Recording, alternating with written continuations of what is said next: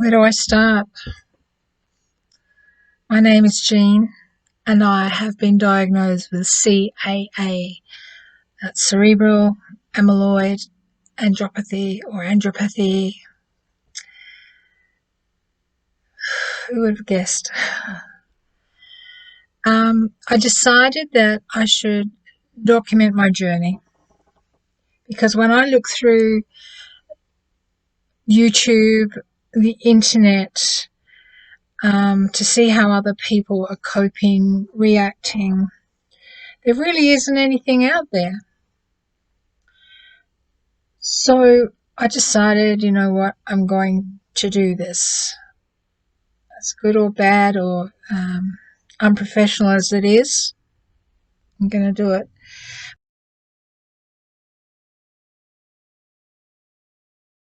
I went to see my grandson at his sports day, and he bought me a cake off of the stall, and he brings me a cake, and I took one bite, and within a couple of minutes, like hardly anything, my thumb went numb, followed by each finger.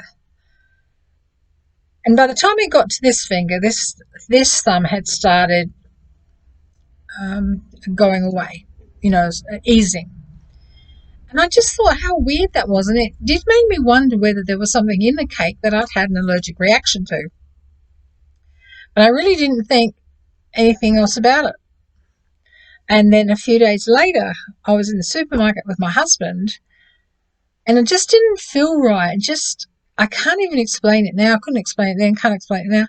And I turned to my husband, and this is what I thought I said to him. So I thought I said to him, if something happens to me, call an ambulance. And he was just looking at me like, what? And so I went to repeat it. And then I realized what I was saying was, because what had happened is my fingers had all gone numb. But then the side of my face went numb, and my tongue went numb, my lips went numb, and trying to speak I was so incoherent. So he said, let's get out of here. And then I was able to answer him and talk to him normally.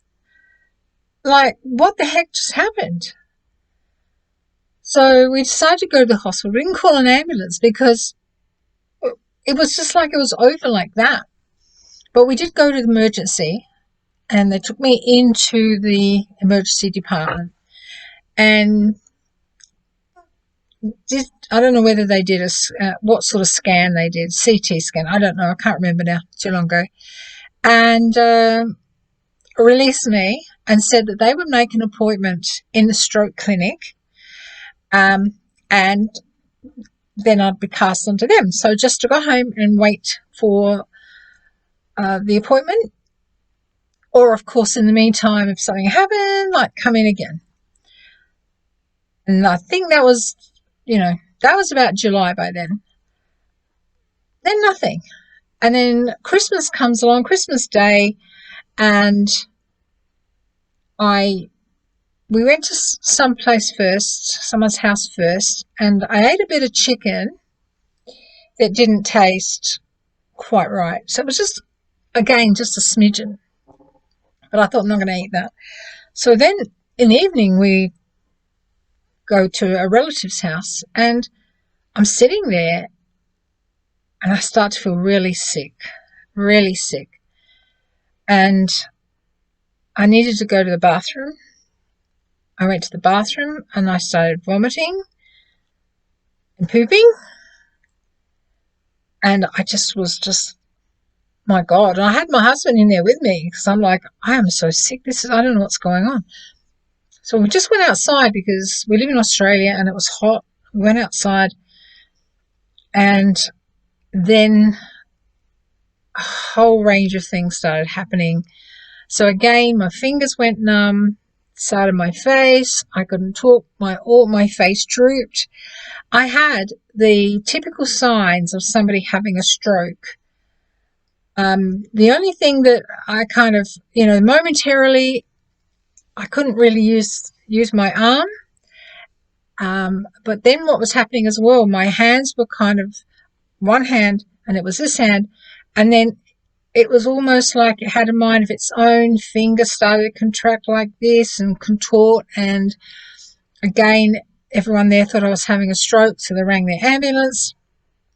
By the time the ambulance got there, it was over. Like 5 minutes, it was over, except for the vomiting and the diarrhea. Go to the hospital, but I go to a different hospital this time because I'm in a different area. So I go to a different hospital, and they actually think I had food poisoning. And they weren't really paying much attention to, because by the time I got to the hospital, all the symptoms had gone. So they weren't really taking a big interest in that. They put me in an isolation room in case I had gastro or something. And I stayed the night in that room. But the next day, because I kept telling them that I was having, because while I was actually going through the vomiting, every now and again I would have the numbness, the mouth would go, the voice would go, the tongue would go, everything would go. And so in the next morning, they sent in a neurologist. He was amazing. He was great. He put me straight in hospital for a few days, went through a whole range of tests, basically, because it looked like I was having TIAs. I can't think of how you say that word, something ischemic or whatever, TIAs. But he said to me, realistically, I don't think that's what you're having. Although you've got like all those symptoms, there's some contradictory, or it contradicts itself in the fact that some of those symptoms you should have if you're having TIAs are missing. So he said, what we'll do is you come and see me. I'll let you go home. You come and see me in the clinic. If it happens again, come in again. Well, it did happen again quite often for a while there. So I was in and out. But again, by the time the ambulance ever got to me, it was all over. Then I started seeing him privately because I had private cover, health cover. And he tested for everything. I was having MRI scans, this scans, that scans. But then suddenly they found on one of the scans blood, apparently just a small amount of blood. And although it didn't change things at that time, it complicated things. It threw a wrench in the works because he didn't know where I was, and he was a professor of neurology, and he was actually high up in one of the new hospitals we got. But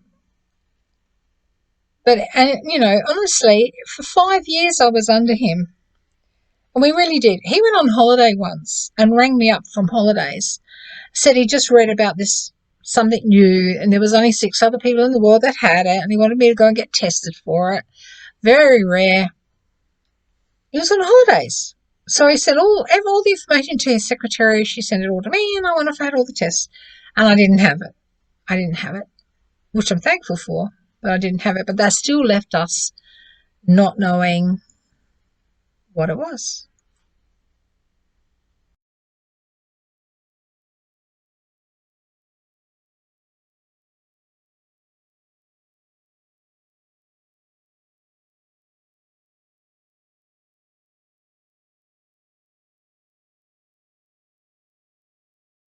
Okay. Now I just realised as well, I said that I'm now sitting in 2012, which in fact I'm sitting in 2021. Get that clear. If I just go back a little bit about what happened to me after that initial time meeting the neurologist, I was so sure, because what happened as well was I suddenly realized that my memory was really bad. I couldn't remember things. I forgot things. It was like short term and long term. I had trouble. If someone wanted a cup of coffee and asked me for milk and sugar, I wouldn't be able to remember what they just said. I couldn't take direction. I was convinced I was about to drop down dead. Anytime I'd get a headache, because I suffered from migraines, so I had headaches often. With the bad vision, the headaches got worse because my life was really a blur. Even with glasses, nothing was ever clear. It was all a blur. With the constant fear that I was going to die, I went into a very deep depression and anxiety. My husband used to, when he got up in the morning, at the time, I'll just go back again as well, at the time, we had moved out and rented our house and moved into a little flat attached to my son's house because we were going to go on a world trip. So we rented our house out so that we didn't have to pay the mortgage and we could save that, yada, yada. But every morning, my husband would get up and make my breakfast and lunch for the day. My daughter-in-law was home all day next door, and my son was home often as well. So my husband would give me my medication, and I had to have steroid drops in my eyes. And he would put the TV on, and as I said, for the first 3 months, I couldn't see anything but the big bright light. And I would just listen to the TV. I really just sat. Then lunchtime, my son would normally come in, or my daughter-in-law, give me my medication. And all the more I could feel myself slipping into this spiraling depression. I have got a great relationship with my husband, but for some reason, I just couldn't tell him how bad I was feeling and what I was feeling and the thoughts that I was having, because he worked all day and I just felt like, it was stupid at the time. It really was a stupid thing to do because I was struggling big time mentally. And I've never, ever been a person to suffer anxiety. Depression, suffers from depression. And it rocked me to my core. When I finally spoke to my doctor and I said, I think maybe I need to see somebody, she asked me, why aren't you speaking to your husband? And I just couldn't. But I realized that I had to, because if I was going to save myself, I needed him to help me. So when I sat down and I talked to him, and he said, did you think I couldn't see it? Did you think I didn't know? He said, but I needed you to reach out. He used to do all that he could, but he didn't know what to do either. So the more I was able to open up to him, especially about my fears, that helped a lot. And then it probably took another 3 years. I still suffer from depression. I definitely suffer from anxiety really badly. And I don't think depression goes away. But it's been harder this last year, but before that, I got down to an even sort of place. Now I've got some notes here, so I'm just going to stick on my little glasses. I think one thing about C.A.a, and I'm talking just from my thoughts living here in Australia, I don't think the doctors know a lot about it.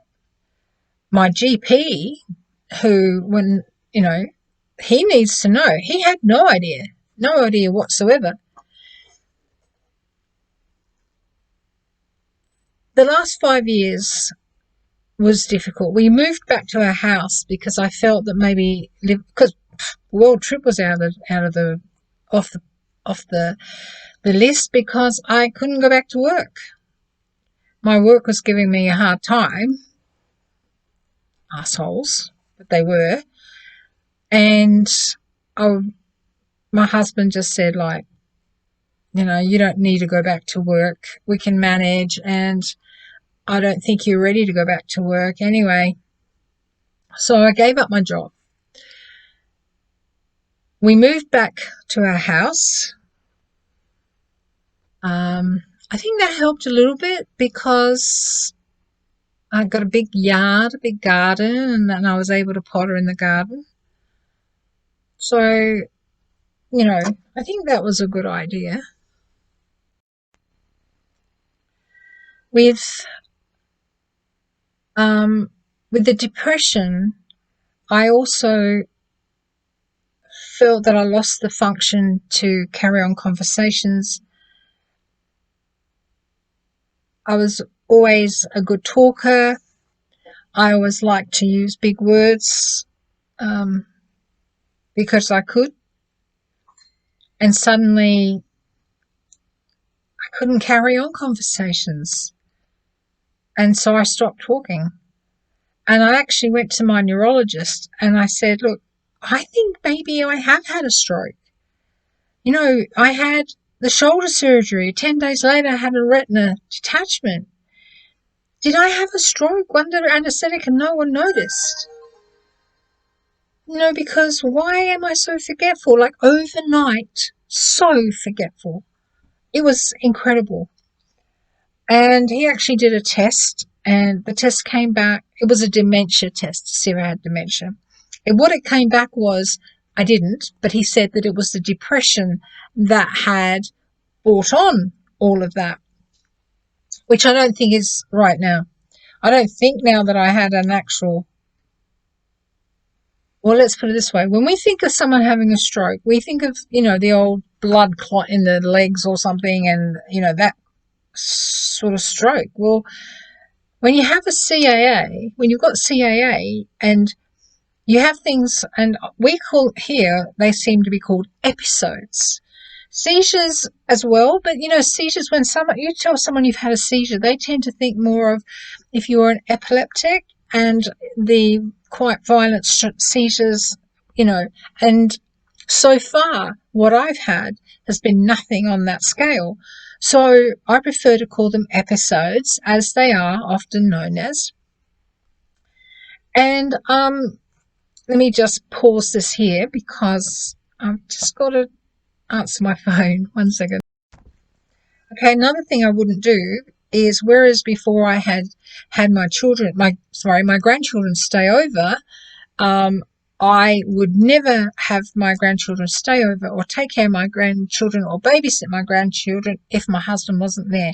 I just always had this thought that I was, as I said, drop down dead, and I sure as heck didn't want to do that in front of my grandchildren. So socially, that all changed for us as well. Now, over the time, I obviously was having other episodes because last year,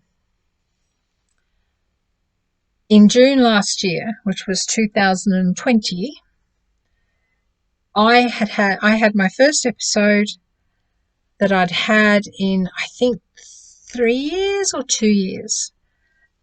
And it broke my heart because I hadn't had one for so long that I never forgot about it, but I just thought whatever it was is long gone and finished.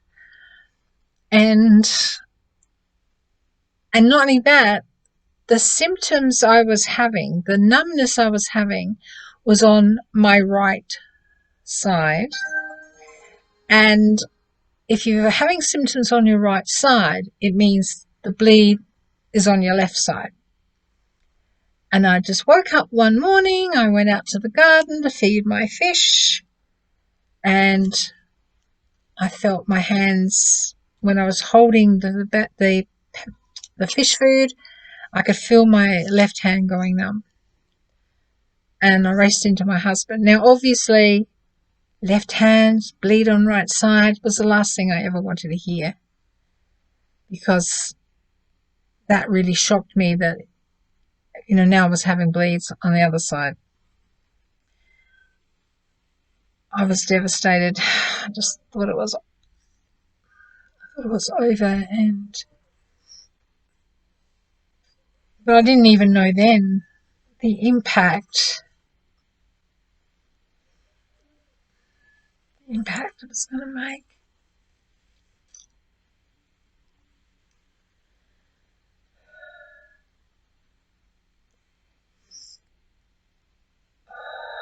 I was 65 years old when I was diagnosed with C.A.a. And doctors are so blunt.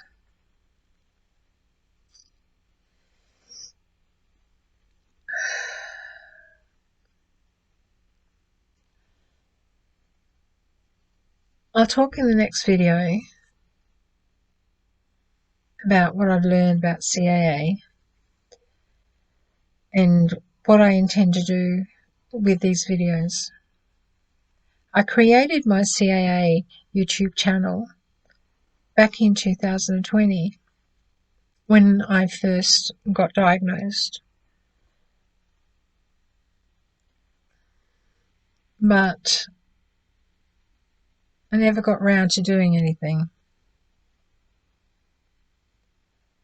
But I want to, and I intend to, because I think, and I'm learning, there are a lot of people out there with C.A.a. And one of the things I've learned is so many people, because there's no cure for C.A.a. And even what causes these episodes. And some episodes are a lot more violent than mine. But everyone's got a different... If you ask somebody what causes these symptoms, everyone's got a different idea. And I just wonder to myself, maybe there's just not enough information being given out. Do you know, last year, so in July last year, and I'm now in December the following year, so nearly 18 months ago, I've never had to go and have a follow-up with a clinic or a neurologist. How about that? How about that? Anyway, I'll talk about that in the next video. Thank you for joining me. I know maybe just the talking videos are not very interesting. What I actually want to do is I want to actually video, if I have any more, and just show you how I react. And I want you to stay with me, because this is not something I'm going to update every week, every day, every month, maybe every 6 months. The one thing I will tell you, my first symptom was 7.5 years ago. When the doctors told me in the hospital last year that I had C.A.a, they told me that the lifespan was give or take 1 year or 2 years, but around 10 years, give or take 2 years from diagnosis. I had my first symptoms 7.5 years ago. I was diagnosed last year. When did my clock start ticking? Am I already a long way to the end? I'll talk to you next time. Please subscribe, like, check back, and we'll see what I can impart of my life. In the meantime, I hope you have a great Christmas. I'm going to have a great Christmas. Could be my last Christmas.